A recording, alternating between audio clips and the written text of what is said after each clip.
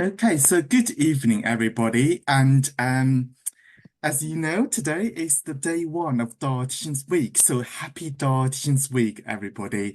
And welcome to the Sheffield Hallam University and Dietitians Week's special live chat. So my name is Longley and I am a senior lecturer in dietetics at Sheffield Hallam University and I hope your host for this evening. I am very delighted to welcome three esteemed guests who will be joining our live chat tonight. But before I introduce them, I would like to extend a very warm welcome to all our delegates, students from Sheffield Hallam University and other universities in the UK, as well as dietitians from the NHS trusts and from abroad. So making this live chat really international tonight. And I also want to welcome everyone watching this live chat on YouTube as well. Okay, without further ado, let me introduce my guest. Okay, so on my top left-hand corner is Ursula Arens. So Ursula has a degree in dietetics, and most of her career has been in the food industry. She set up the nutrition and allergen labeling and additive policy systems for the food retailer Waitrose. She then worked in pharmaceutical industry in the vitamins division, research projects on antioxidant vitamins, and advising on food fortification. She was senior nutrition scientist at the British Nutrition Foundation for 8 years, writing and editing task force reports and briefing papers and articles in Nutrition Bulletin. She was then a writer for the Consumer Association, writing and advising on nutrition in Which Health magazine. Since 2017, she has also had a face-to-face column in the Networked Health Digest magazine, where she has interviewed over 60 nutrition professionals, and I'm very honored to be one of them. And her current interest in environmentally sustainable diets, and she was on the expert group of the BDA report One Blue Dot and was the BDA Ambassador of the Year in 2019, linked to representing the BDA in government and industry discussions on folic acid fortification. And welcome, Ursula. And I Thank was saying just before this meeting that I've met Ursula a few times already throughout the years, and the first time being in Yorkshire when Ursula came to talk about, her career as a writer, nutrition writer, and that topic I still remember was media. For that event, and that's the first time. And then obviously we met a few times in London as well, and doing some interviews. And I remember there's a dinner party as well. And the last time was 2 years ago, I think, at the University of Surrey, where Ursula was a guest at the graduation ceremony. So I was saying, like, I meet Ursula probably every 2 years, and in person. This is the first time. We actually meet online, I think. you. So welcome, Ursula, and I hope I'll see you again soon in person. Hopefully. Welcome, welcome. And on my bottom right-hand corner is Huntriss. So Huntriss is a London-based consultant dietitian and nutritionist with over 12 years of experience in the NHS, private practice, and commercial business. She holds master's degrees in advanced nutrition and clinical research. So two masters there, everybody. And she's the chief nutrition officer for the Simple app, part of the Poulter Group with over 1 million subscribers. She also supports various brands with product development, strategy, and content production. Ro has clinical expertise in women's health, weight management, diabetes, and gastroenterology. She is the author of her book Deliciously Healthy and Fertility and frequently appears in media like the BBC and Forbes. Her research is published in peer-reviewed journals, including the European Journal of Clinical Nutrition. She was named Social Media Influencer of the Year in 2022 by the British Dietetic Association and Community Nutritional Professional of the Year in 2021 by CM Magazine. Ro advocates the Fertility and Nutrition Research, founded Fertility Dietitian UK and chairs the Maternal and Fertility Nutrition Specialist Group of the British Dietetic Association. Welcome, Ro. And I was saying, because Ro, you've done so many events already. So the first time I saw you in person was in 2017 where you were doing a research event in Bradford Teaching Hospital. And at that time, you were sharing your experience as studying this master's in research in Manchester.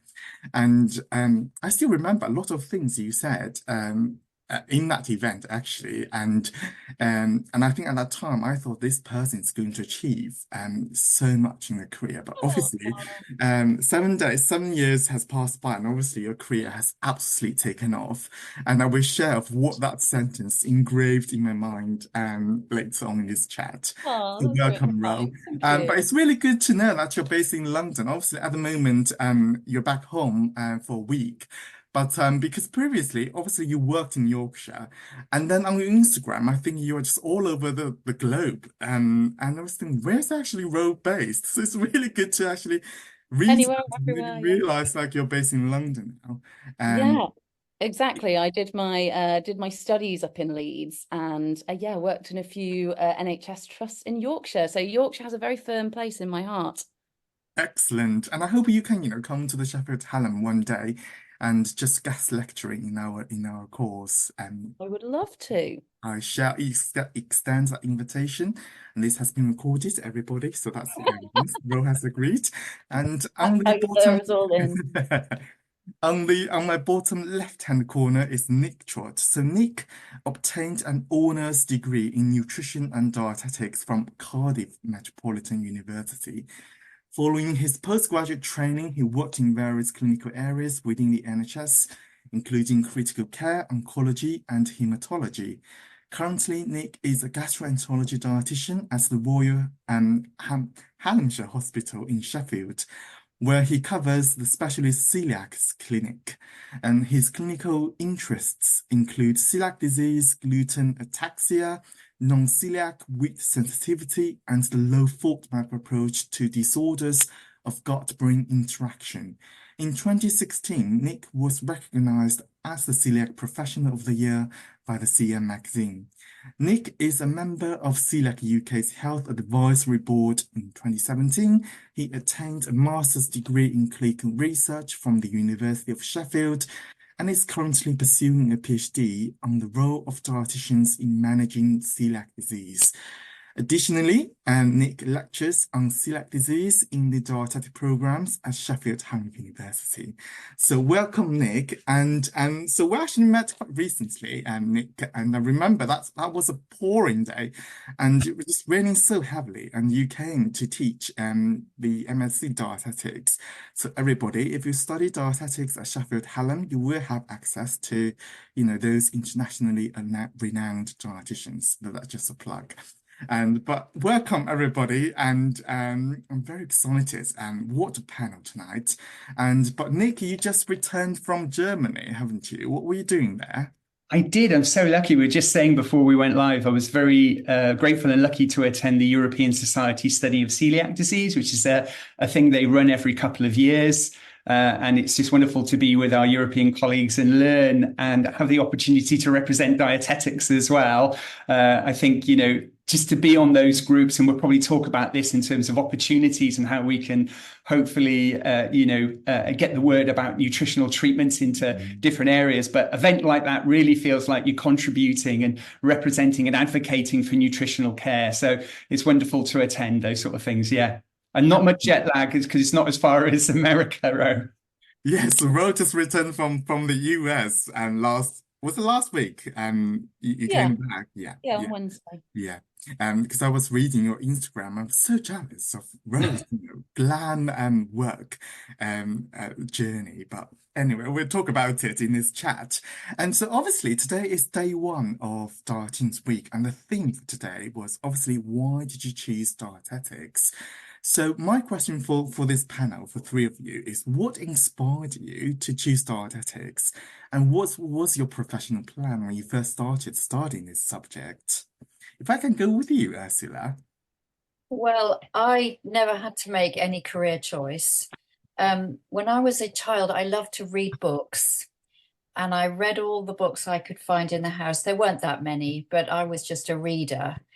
And there was a long, hot summer day nothing to read that I could find. And I found a book that my mother had been given as a gift.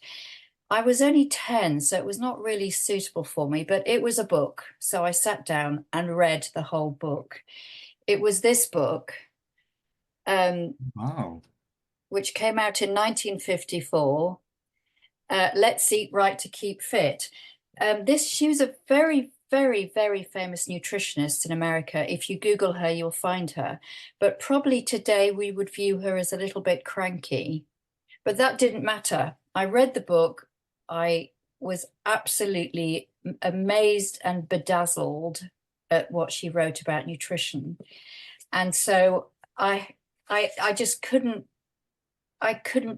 think enough about nutrition. I was so in awe of it. And a year later in school, so I would have been about 11, we were asked to do a little essay on our own obituaries, which, you know, a rather macabre essay title. But I have mine, which is Death of a Dietitian. So this is the essay I wrote when I was 11. And so I never had to look left or right. I was just following a light. I was going to be a dietitian. I am still today. I love the subject. So it wasn't any deep, great thoughts. I was just pulled along. So that was my very easy career choice. Quite straightforward as well. I'm actually quite amazed that you still kept all this the book Yeah. and your essay, and that's impressive. And I wonder whether one day I can actually read it, what you wrote in that My essay, well, was that I was Ursula died at the age of 114, the highest recorded age. Many believe that her low carbohydrate, high protein vegetarian diet is the reason for this fantastic age. Along with this diet, she invented many other food facts which remain invaluable to science today. That Wow. was my 11-year-old comment. I'm truly impressed, especially you mentioned am high I. protein and low carb. And when did you write it, Ursula? When I was 11, it was the 11, yeah. first year of Wow. secondary school. Yeah, 11. I say it was a strange request for a suggestion for a teacher to write your obituary, but so I have got the Death of a Dietitian. Wow. That's very interesting. What about you, Nick? Do you know, that's so interesting to hear, Ursula, because I had the pretty much exact opposite. I think when I left school, I wasn't sure what I wanted to do. I think the best way to describe it, I came out of school with not the best grades, I think is a probably subtle way of describing it. And I was saying later on when I was doing my master's, it turned out I do have dyslexia, and I think that affected way I learned in school, or didn't maybe perform to as maybe as well as thought I was going to. But that was ultimately a good thing, because I went traveling. So I did that thing going for a gap year, and that gap year became 5 years.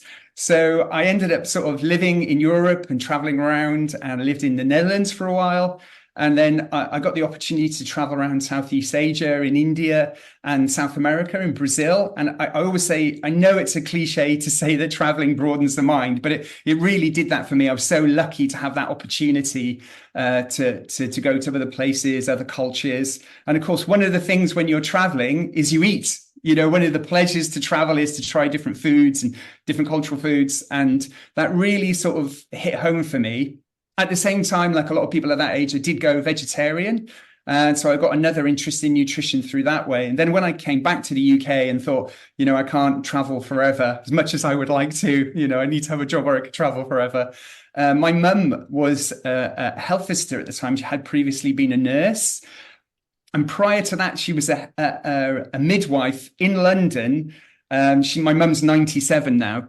And still going. And so she was called a midwife. She had a bike and everything, going around London on a bike. And she said, why didn't you think about dietetics? So it's actually have my mum to thank partly for it.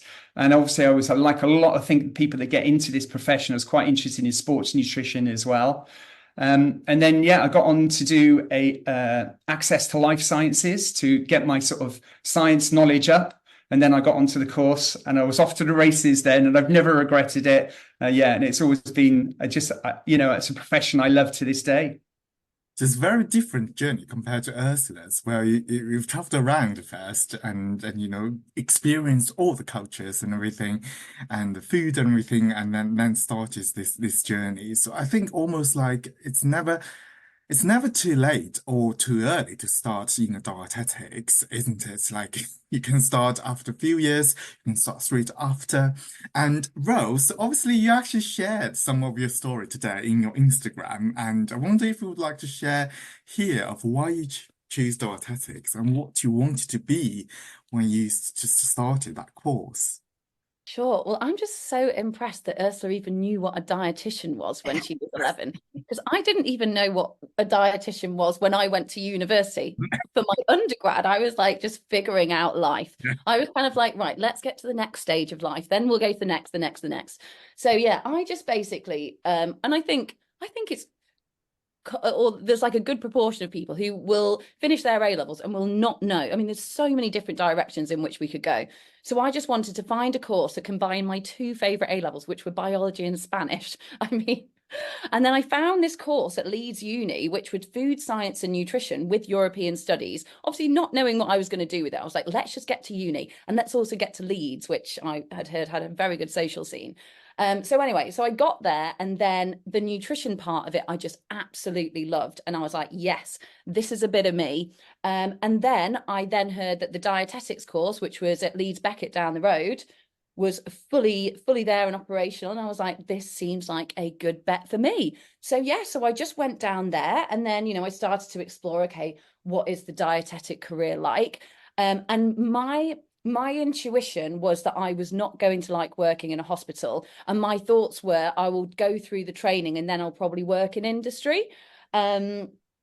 But I did actually love my time in hospital and in the NHS, and it was an incredible foundation for what I've gone on to do. And I guess you could say that I have worked in industry in some capacity, but I've actually worked in many different areas, kind of like simultaneously, like more so than what I thought I would. I had no idea actually of the opportunities that were available to dietitians, like ones that can be presented to you, but ones that you can create yourself.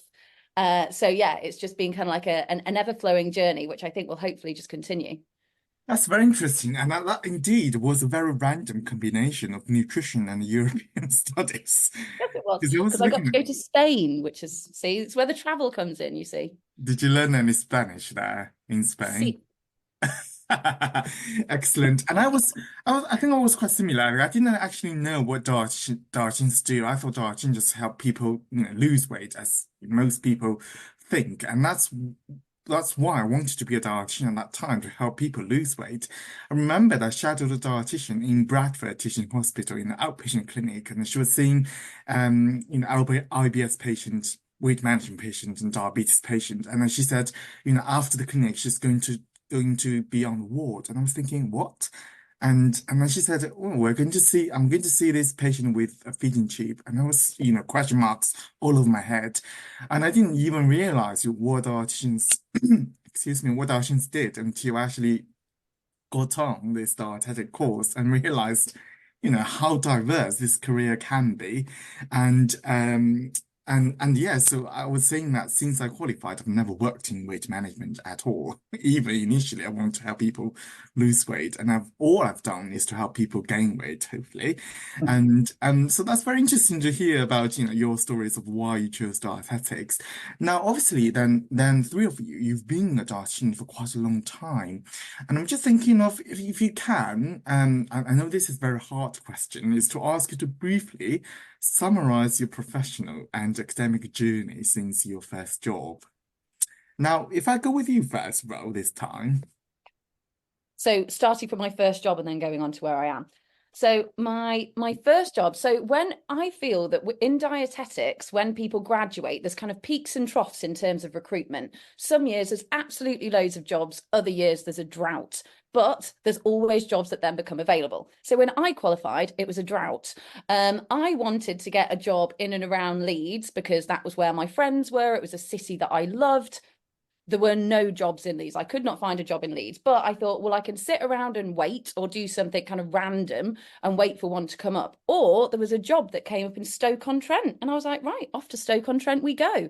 So I went, it was just a 3-month contract. And so my goal was, okay, if I do this, I've then got experience, then hopefully if something comes up in or around Leeds, then I can get that, which is exactly what happened. So I did that, finished that placement. Then I went up to Mid Yorkshire. So that was as a band 5 as well. So I did 3 months in Stoke, 3 months at Mid Yorkshire. And then there was a position that came up at Bradford, and that was diabetes and weight management. So that was after I'd been at Mid Yorkshire for around 6 months. I then went to become kind of like a specialist in that area over in Bradford. So I qualified in 2011. I went to Bradford in 2012. And then by 2013, I was really enjoying the NHS, but also I was kind of like, I felt like I wanted a little bit more. So actually in 2013, that was when I set up my own company. It was called a really random name at the time, actually. It was the Nutrition and Dietetic Clinic Limited, because that's like what I knew from the small exposure to the dietetic world that I had. In later years, I then renamed it to Dietitian Road Limited, which is kind of like just in line with my business and how it's known now. But kind of like, I'll come back to my own business, but continuing with the NHS. So I was there in total for around 6.5 years. And then I felt like I needed to have a bit of a change. And then I had some options in terms of what I wanted to do. But one of those options was to go and work in digital health. So there's a company called Oviva, which are a digital behavior change company. They kind of like run services on behalf of the NHS, if you like. So we did like diabetes and weight management services. So digital health was very, very new at the time. So I was like, okay, this could be a great opportunity, because surely like the world and healthcare needs to be digitized in some way. So it was an opportunity. So I went there, and I led their first obesity contract there, and then it went really well, which meant that we won others. And then I moved to be the clinical lead for obesity there. I then moved into the global team to be the global clinical research lead. And then I was then headhunted from this global health tech firm called Palter. So Palter own a portfolio of different health and wellness apps. And I work predominantly for one called Simple. Another better known one is Flow, which is like a menstrual, it's like a cycle tracker in essence for women. But we've got over like 50,000 active subscribers across the portfolio each month. So it's kind of like a big portfolio, and our main market is in America. So I work for them as their chief nutrition officer. So that's that. And then in terms of my own business, so like with that, I was basically, I just wanted to explore what was out there. So I started doing things like meal plans, which I absolutely hated.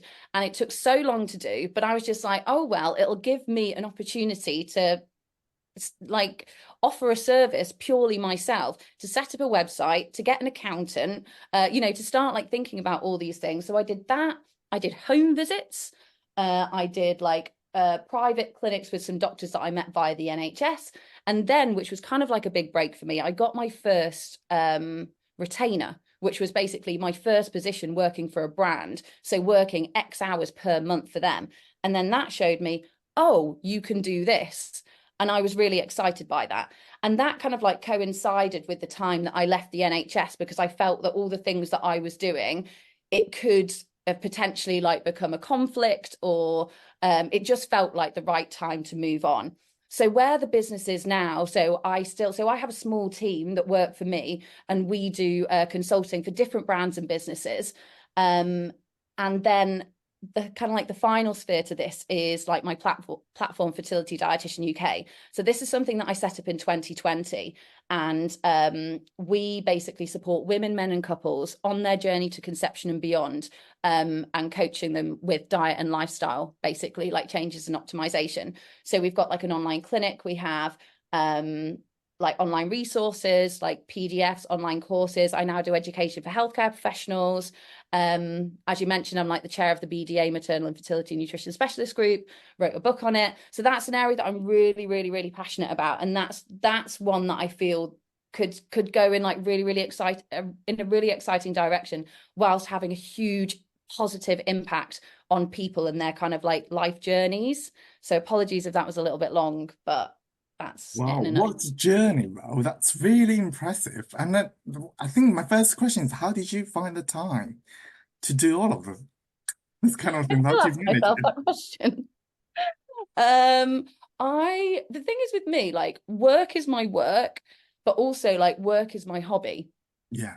So, and I actually don't mind. I actually love it. I love having a weekend where I've got nothing on, so I can like start on my like work on my projects. Because yeah, I just absolutely love doing it. So yeah, I've utilized all the time that I possibly could, but also when it was getting to a point where I couldn't handle it, it was getting too much. That was when I started to bring on teams. So I think I brought on my first intern in maybe like 2018 or 2019. I have like students that come and work within my business as well. And then now I have, yeah, a couple of people who are, well, they're both part-time, but without them, it wouldn't be possible. Oh, So yeah, they're fantastic. here to help me now. And you publish a book as well at the same time. So that's wonderful. And I think as you just said, you just utilize the time. I remembered, that sentence when you were in that research event, you were saying you were doing your master's in research in Manchester, and you just basically when you're waiting for the train, you would take out your laptop and just work on your essays or your assignment. And I was sitting there thinking, if I was you, I would just sit there and took out my phone and browse Instagram or Twitter. And I was just thinking that's the difference. That's, how some people can achieve and how some people can't. I'm just like, bro, one day you will just achieve massively, and you did. That's so impressive, bro. And I'm just going to drink because I'm going to cough. Sorry, everybody. And this is a nightmare when you're broadcasting and you want to cough. Excuse me. So, obviously, Ro has worked with quite a lot of different brands, and similar to you, Ursula, obviously you have worked with brands and retailers and companies as well, such as the Waitrose and the Which Health magazine. How did you find this kind of work? Did you approach them or they approach you? Yes. That's a very, very direct short answer. And I Yes, wonder, actually, none of the jobs I had have ever been advertised. I've always approached them. And what you do is you identify the problems that a company faces, and every company faces problems and challenges and things that they have to, and then you identify in what way you can contribute to solving their problem. So what is their problem and how are you going to help them solve their problem? So I joined Waitrose. I was the first nutritionist, and it was just at the time when the government declared that they wanted all companies to put nutrition labeling on products. And Tesco had made a statement that they were going to do this. And so all the other retailers had to kind of, pull things together to put nutrition labeling on every product. And at the time, it was all voluntary. So there was a bit of a mixture of different formats and some government guidelines, but different ways of doing it. So they just asked, so when I wrote to them and said, "Oh, I'm a nutrition expert and I could do nutrition labeling for you," and they said, "Okay." So so the thing is, it was an area I didn't know much about, but then it was an area that actually no one knew much about. It was a whole new terrain. And when I was at Waitrose, a whole thing exploded out of nowhere that, again, no one could have predicted, but became the biggest issue that all the retailers had to grapple and discuss, and endless customer letters with red hot fury, which was additives. Because there was a book that came out called E for Additives, and suddenly the consumer was being told that the food industry was pumping everything with additives. And suddenly this was an issue where everyone was suddenly spinning every plate to try and reduce additives, avoid additives, change. So I became central to the sort of discussion of use of additives, labeling, nutrition labeling. But no, I mean, if you have a dietetic qualification, you don't have complete knowledge of every area of nutrition. And however good your lecturers are, and even if they're as good as long, they can't teach you every single aspect that you might face in your career. But what you have got is a key. And that key is a mixture of a good basis of understanding science and the methods of science and the language of science and looking at statistics and making some judgment on information. But B, the magic second thing that dietitians have is a very deep understanding and robust personal and professional interest in food. I mean, you know, food is the subject we all share this great love of. So the combination science and food, you know, is an area of expertise that of course is needed in the health service, but equally, you know, there is food and science all around us all the time. As I say, many years ago, I was suddenly thrown into this big firestorm of additive use. Today, it's possibly ultra-processed food. Tomorrow, who knows? You know, there will be a future huge controversy that comes out of nowhere that suddenly wants people to kind of discuss and give calm advice on. And that will always be people that have a qualification in dietetics. Excellent. Yeah, I think that's so inspiring of, especially we've got so many students here on the call. And, it's just so much because everyone needs to eat. And I think that's Yeah, eventually, we have a job. And always have a job. Everyone needs to eat. And there's always a trend in the future. And whatever that trend is, it could be just, the old trend coming back, become a new trend. And I was reading the other day, Ursula, you said you worked for the US Army as well. Yes, yes. And Yes, what my was first job was as a dietitian for the US Army, and I wasn't described as a dietitian because I obviously didn't have the US RD registration? qualification.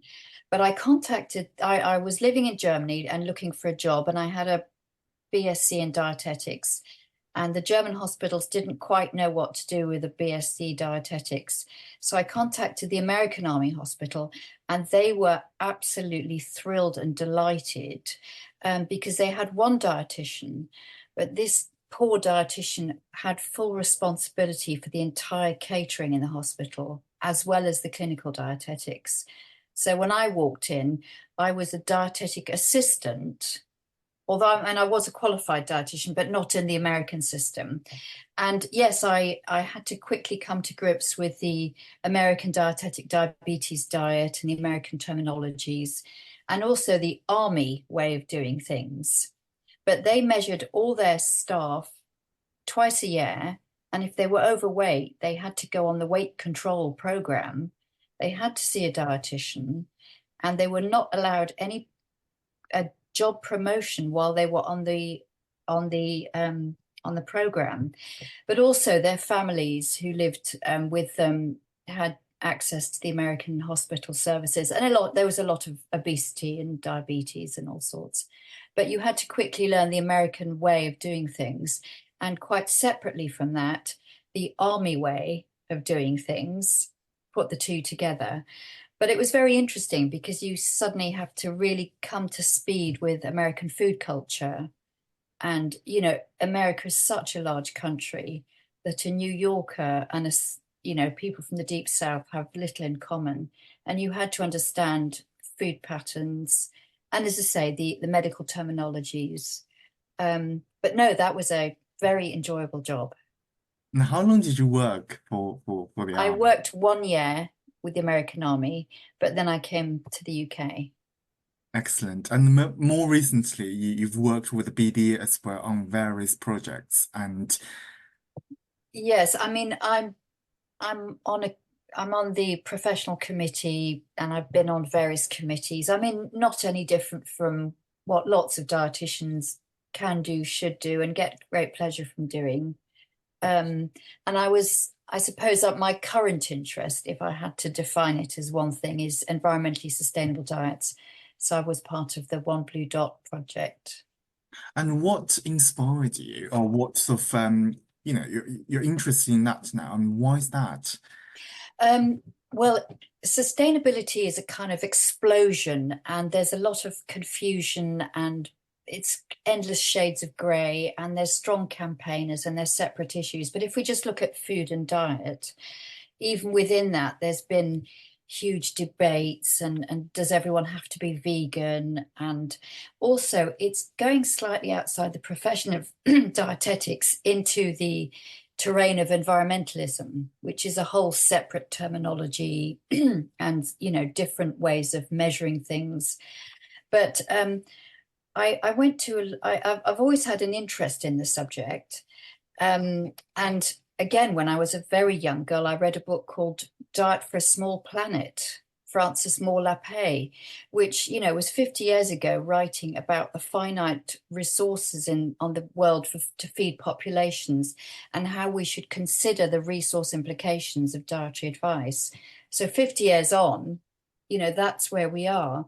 And I think, you know, feeding the 8 billion, soon becoming the 9 billion, you know, is just such a fundamental issue. And of course, a huge chunk of that discussion is not dietetics or dietitians. But I've been to so many meetings where lots of people have been chatting nutrition and none of them have any idea, none of them are qualified, but because it's food, you know, they're suddenly giving very authoritative statements. And I really feel that dietitians have to come into this terrain, although, as I say, it's separate from our traditional home of clinical and medical nutrition. But I think we have to grapple in relation to these big issues that are absolutely top of the table in agriculture, in politics, in all sorts of policies being set. Absolutely. And as I say, we're not expert on the whole thing, but we do have sufficient expert to contribute a lot to the conversations. Absolutely. So basically, dietitians should influence the policy as the Yeah. nutrition expert. And while as you were talking about, you know, how the plant-based diet can improve sustainability, I was reading through Rose's book on the nutritiously healthy fertility. I think there's a chapter dedicated to plant-based diet as well. Is that right, Rose? Because that's quite Yeah, there's a section that covers nutrition for plant-based eaters when considering fertility. Right. Excellent. Okay, Nick, obviously you're not the list, so I have to say, Nick, so when I knew you, you were one of the celiac disease dietitians already, and I actually didn't know you worked in any other areas like critical care or oncology. So it would be more interesting to hear your stories. Yeah, just listening to both Ro and Ursula, it's so funny that we come in with this core training, and then that core training can be applied in so many ways. Again, I know it's a cliched statement about transferable skills, but I think as a dietitian, that's fundamental. I think just before I go into my own history, Ursula, make this such an important point about nutrition and food are becoming increasingly important, but we get people that don't have that training coming in and commenting on it. And I think it's a real challenge and an opportunity because nutrition is so important. But again, it's how we take the opportunities presented like that as nutrition professionals. And I think a concern I do have is the commentary on nutrition is not by people who have those qualifications. It is a real concern for me about how we really take that forward. It's just in the forward of my mind when you were talking about it. In terms of my own personal journey, so I was always grateful, again, when you look back over your career, and I've been around for a while now, probably need to retire, my base trainer was in St. George's in London. And at that time, there was a critical care dietitian there called Catherine Collins. And she is a legend. And I'm so grateful to be able to be with her. It sticks in my mind. Just the 2 or 3 weeks I had with Catherine just really inspired me that, you know, I really wanted to do critical care, or that was something in the future that I really wanted to do.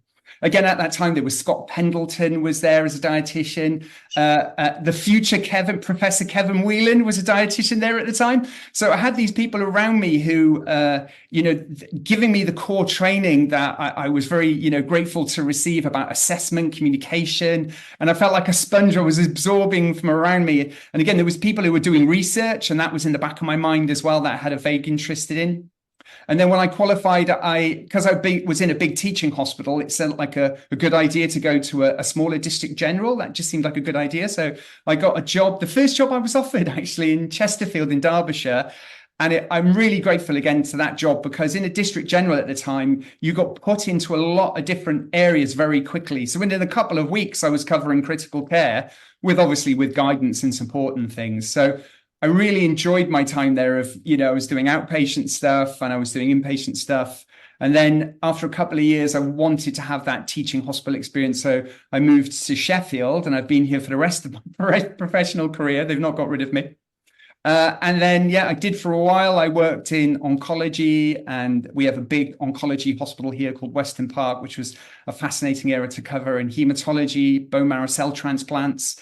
And then, I did 6 years on a nutrition support team doing home PN and critical care.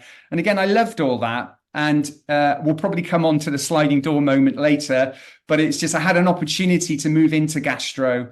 And I took on this job working primarily in celiac disease, but also at the time I was also covering nutrition support team at the time.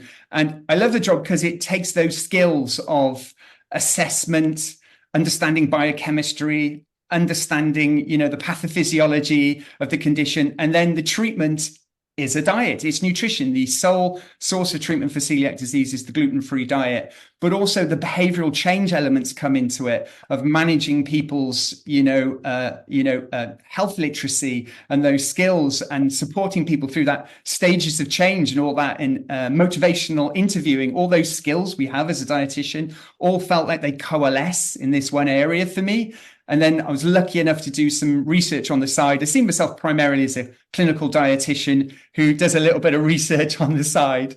And so I've had these opportunities, but I think it speaks to what Ro and Ursula were saying. This profession, if you've got an interest in food, you can do it and apply it in so many ways, in so many areas. And it's really, the gift that keeps on giving in way professionally, I think.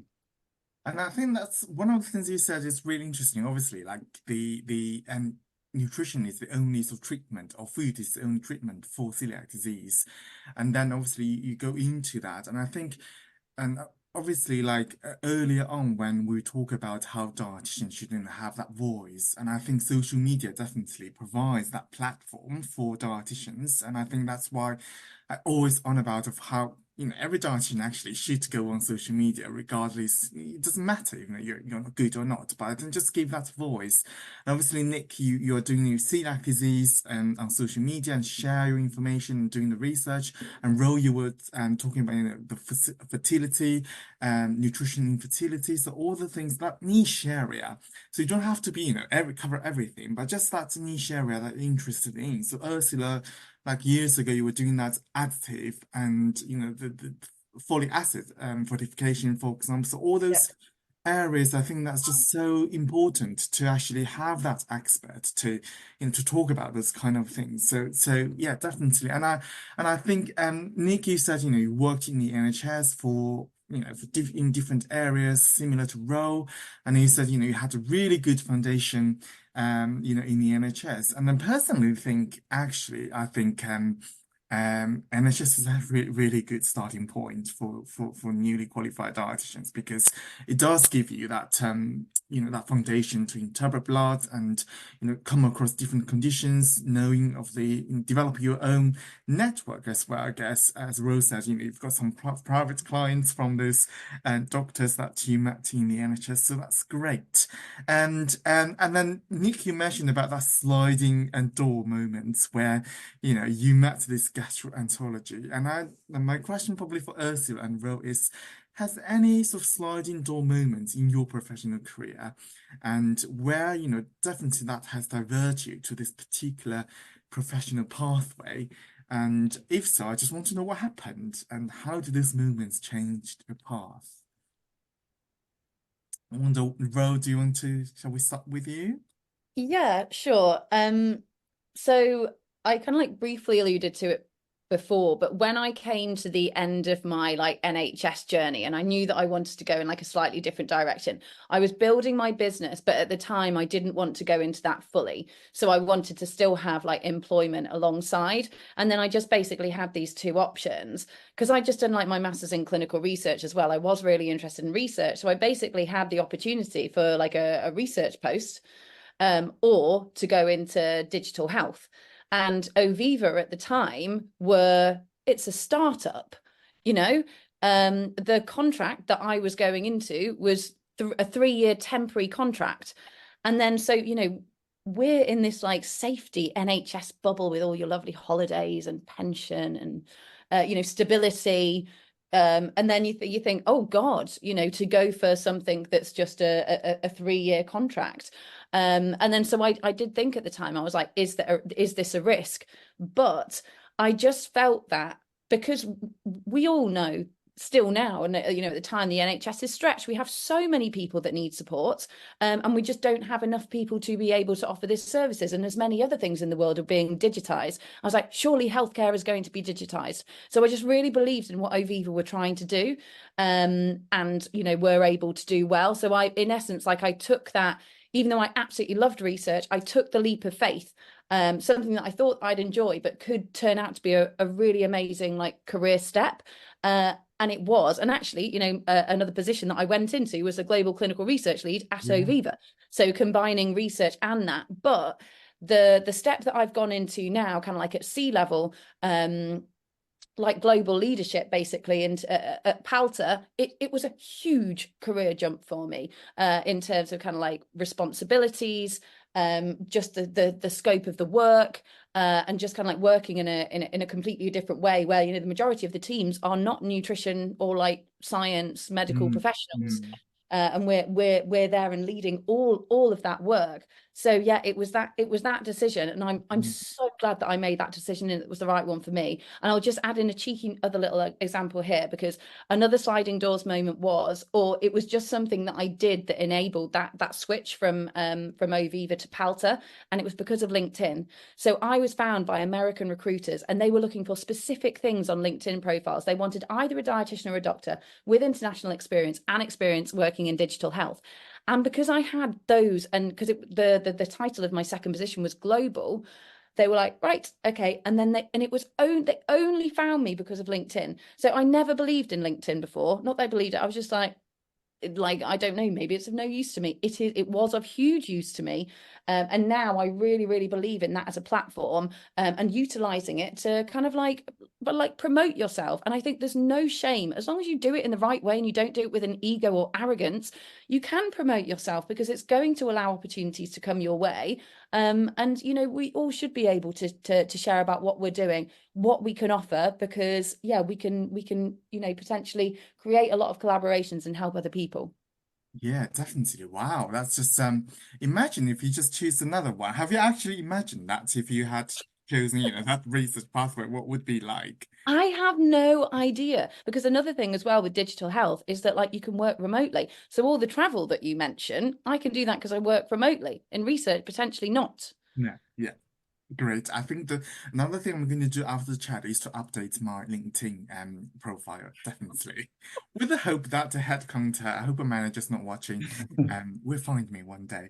And that's great. And what about you, Ursula? Any sliding doors moment? I wouldn't have said sliding doors moments, in that there's never been a moment where I can look at hindsight, had I done this or had I done that. It's always been looking at something and thinking, yes, it's scary, but I'm just going to take a big jump, in the way that Rose has just described. And it's certainly true in the health service. It's a familiar organization with clear structures, and for dietitians you can do neonatal or geriatrics, renal or heart, or any combination. There's endless variety, but it's all relatively clear and structured, and you're working with colleagues who are on the same brain length, that they're medical, they're caring for people who are unwell, they're all motivated to sort of improve people's lives. Whereas when you leave that terrain, it's a little bit more chaotic and disorganized. And increasingly, you're working with people who are not medical people, who are not kindly willed towards patients. You know, they have other motivations. They are accountants, they are supermarket buyers, they are other sort of people. And so you're suddenly a minority person in relation to a whole new spectrum of different colleagues.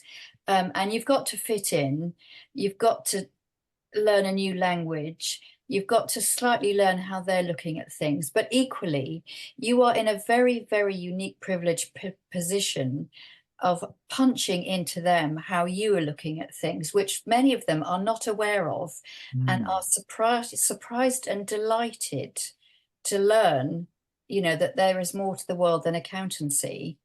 And they are very happy and very open. You know, when you're working, for example, in a supermarket and you're talking to the buyers, you're explaining things to them which they face but don't understand. And they love to have someone on the home team that's on their side, but that can help untangle all these things that get thrown at them to make decisions on, which, you know, they don't know. So, as I say, it is leaving the NHS is slightly leaving a comfort zone. But as I say, I've found it wonderful and exciting and inspiring.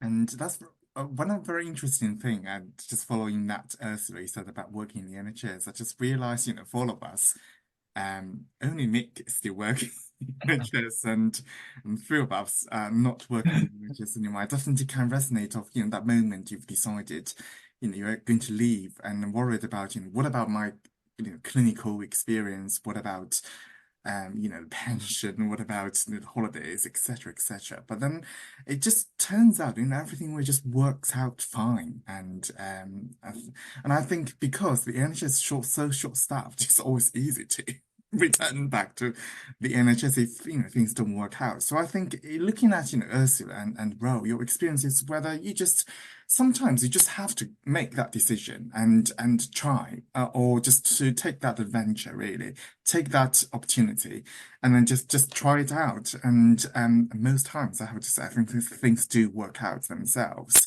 But having said that, I just wondered if any of you have, or in your professional career, have you encountered any particular obstacles, and how do you guys sort of overcome them? So I'll come to you first, Nick. So many, particularly working within the NHS. I think there are obviously, and you know, I think the NHS has got so much to learn from outside methods of working, and hopefully, you know, we can, as digitalization comes in, and you know, we're maybe touching on AI later. I think there's an opportunity there for the NHS to change how it works, maybe, and sort of work in a different way. And sometimes it can feel like a slow turning boat, you know, it wants to change direction, but it's lumbering into a different direction. But you know, I still think there's opportunities in there for us to learn from private practice and different ways of working. In terms of obstacles, one thing I'd say is about the research opportunities that I've had. So I often think research is a team sport. And as part of research, you know, you're writing on yourself or maybe doing statistical analysis by yourself, but it's very much done, you know, with other people, you know, with the participants who gracefully give their time, you know, with statisticians. And I'm lucky enough to have done some multi-center stuff with, you know, Yvonne Jeans from Roehampton University and Natalie Lardley and Christine Costes from Bradford. So, and you can, working that way, you can overcome the boundaries and the difficulties to it. But I think what's hardwired into research is that sense of rejection. You know, you put a paper in, it gets rejected. You have to think about, you know, the peer review process that you go through, and that's just something that's hardwired into research, and it should be that way. That's the scientific method, that you get questioned, that things are improved because it's that iterative process that you go around to improve it. So I think. And you learn that as you get into a little bit of a research career, that those sort of things are hardwired. And I know resilience is a word we've got to be careful about, because I think it can be put upon us. So you've got to be resilient in your role. But I think there is a component of understanding that rejection or barriers are part of that research process. So I think when I think about my career, I can think about it clinically, but particularly in terms of the research, some of the things I've done, you almost have to accept that you're going to be questioned and you're going to have rejection hardwired into the process.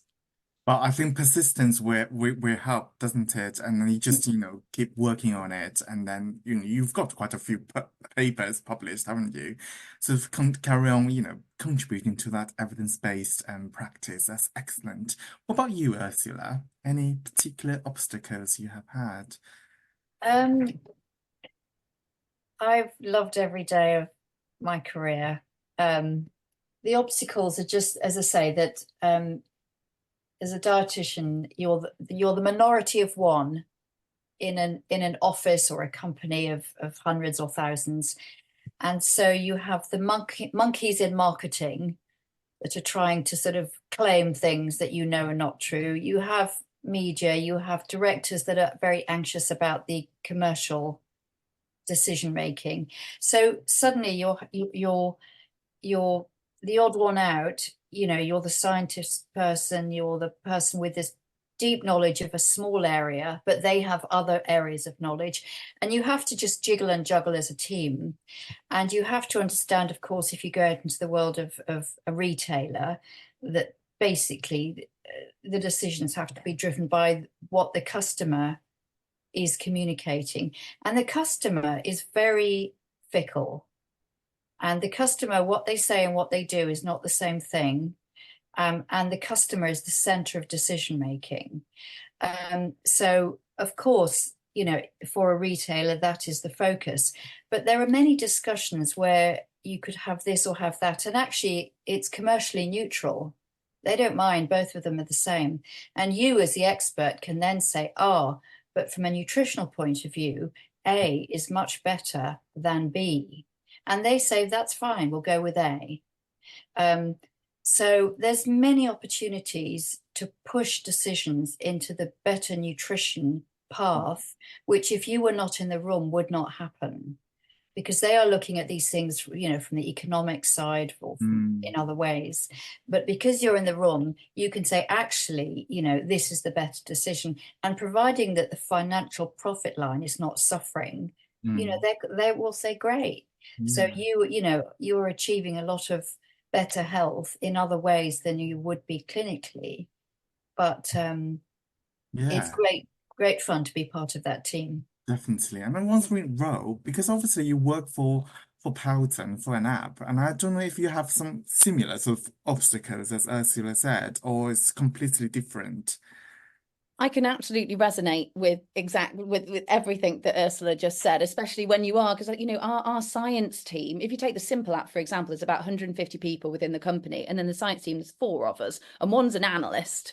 And then but also, we have responsibilities. My responsibilities is ensuring the safety of all of our very, very many users, the scientific accuracy of what we do and we put out there. So I totally know what you mean in terms of marketing and wanting to say this, growth and wanting to say this, and we're so yeah, when we have to be kind of we have to be like the police a little bit, but it's about finding those compromises. But obviously, we are the experts, we are the experts in this, and ultimately they just have to listen to us, basically. Yeah. Any other particular one obstacle you would like to? Yeah, the example that I was going to give was actually around social media. So I started my social media account, Dietitian Row, in 2018 when I left the NHS, basically. And I think it's an amazing and a fantastic thing to do. But what I wasn't expecting was trolling. And it's I'm talking in my mind, I was talking about something very non-offensive. Apparently, it can be offensive. Who knew? But I think, as Nick was saying before, because, we talk about food and it's like everybody eats food, so they feel like they have a that they're An qualified opinion. to have an opinion on it because they eat it. So you'll find that people will either agree with you, disagree with you, or not really care.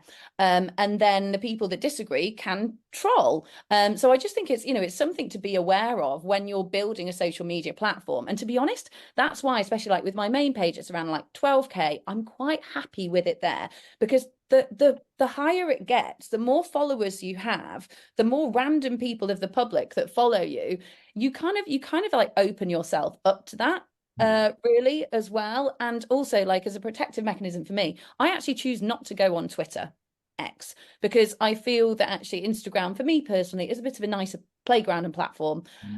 So yeah, I just take steps now, and actually I'm much more resilient or less bothered if somebody trolls me now. I'm very quick, like block, delete, goodbye. Whereas the first time I was trolled, I was upset for about 4 days.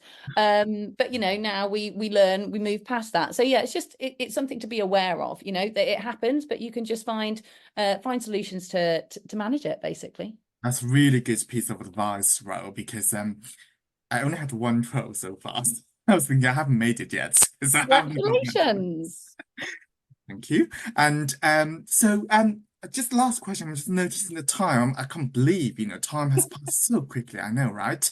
And so Nick mentioned about AI, because obviously then Ro, you work in the digital health, and Ursula, you do a lot of writing. And then the advancement of the AI obviously will have a lot of impact in those sort of digital health as well as writing.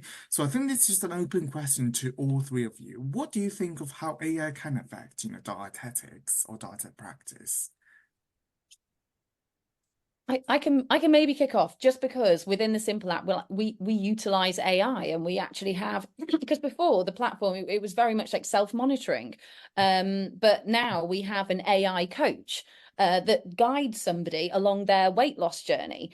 But for me, because people say, oh, that's putting dietitians out of jobs, there are so many people, how many millions of people are there, living with overweight or obesity that wouldn't even qualify for support on the NHS. So I actually see it as a great thing. And even within, this being there and then improving the accessibility to ultimately be able to improve people's health, dietitians are still needed to train, to audit, to ensure safety, to program it. So it's like, for me, like working in tech, dietitians are still there, but we're just working in different ways. So I think it's actually an opportunity, and I just think it may change the way in which, dietetic practice runs and maybe is delivered a little bit. Absolutely. What do you think, Ursula? Well, I'm the least technical person in this room and probably in many other rooms. But I am, I have made a lot of my career has been writing and editing. And I have to say I'm a bit pessimistic about the future of someone like me starting a career today.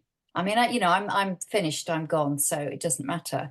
But for a sort of a younger person today, I think it would be hard to compete against the speed, in terms of earning an income from writing.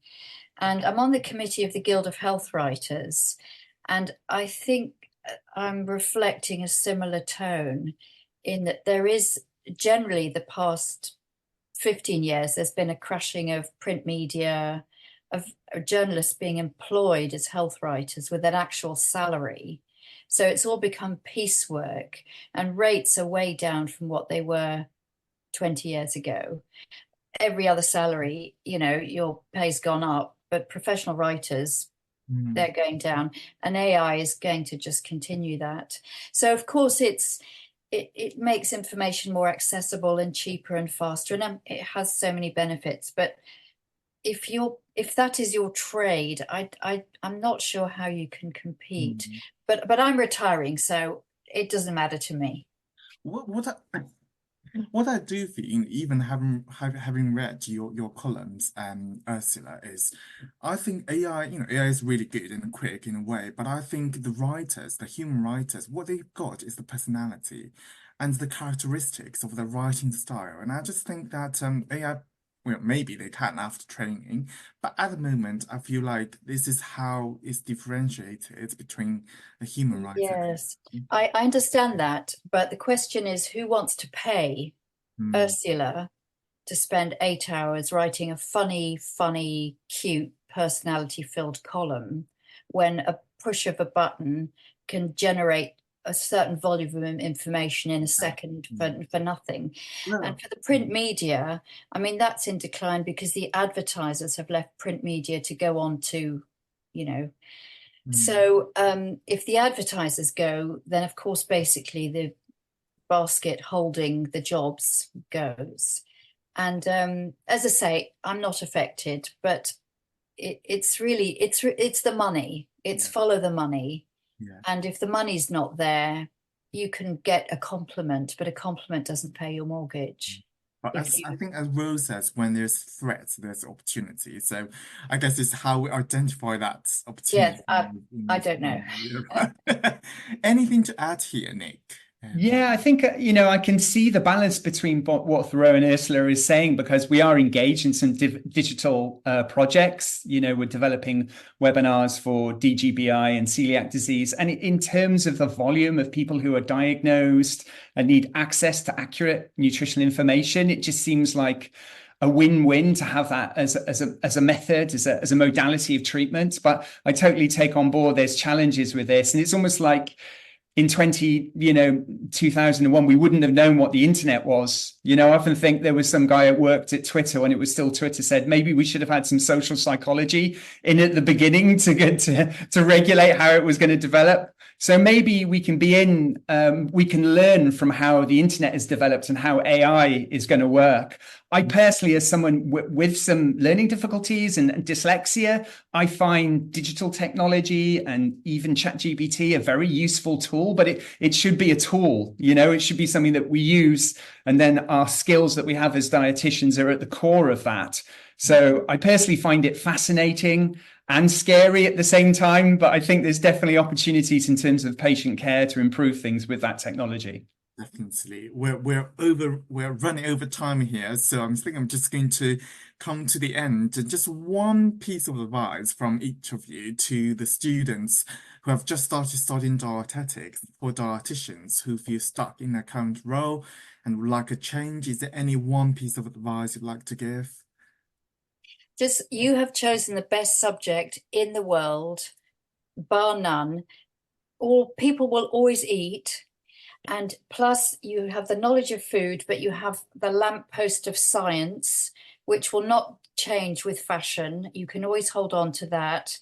And your qualification is a key that will open hundreds of doors. And it's just for you to look around you, spot the problems and spot the ways in which you can help those problems. Absolutely. And Nick? Yeah, I think what's come out of tonight is that keep open-minded. You may have an idea what you want to do, or you may come into the profession with an idea of where you might want to land. But, there's so many ways you could work, and you need to find your niche, or you find your family. You need to find your work family in a way. And I think you kind of know when you've landed there in a way, but it can take a while. And it's just keeping open-minded to try different things, I think, in your career. Definitely. And Ro? I think just basically take opportunities that arise, make sure that you network, have conversations with people. You never know where it will land you. I think also, if people feel that they're like in a rut or they're not happy where they are, there are so many other opportunities that are there available for you, or opportunities that you can create. And I think another really important thing, especially I think almost like a cliffhanger, isn't it? It's like when Ro wants to do something, it just stops there. Okay, so before Ro comes back, I'm just wondering about Ursula, Nick. I know Ursula, you're semi-retired now, but is there anything, do you have any sort of project coming? Is there anything that we should stay tuned for your project? Ooh, you're on mute, Ursula. Ursula, on mute. Sorry, I had a dog barking. Yes, I have got a big project with a retailer, which the BDA will be announcing which is on sustainable, healthy diets. Excellent. So you can't review too much at the moment Yes. until they're announcing. Okay. Stay tuned for that, everybody. Nick?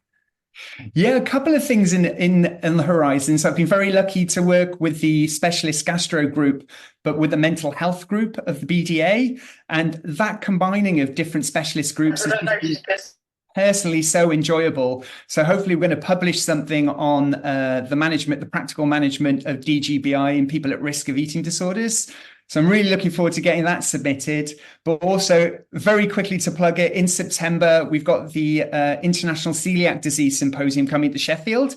So that's usually a big thing every 2 years. And the last one was in Sorrento in Italy, and this one's in Sheffield. So if anyone's got an interest in the area, I'd really encourage them maybe to think, because maybe it's not in the UK very often. So those are the two big things on my mind at the moment.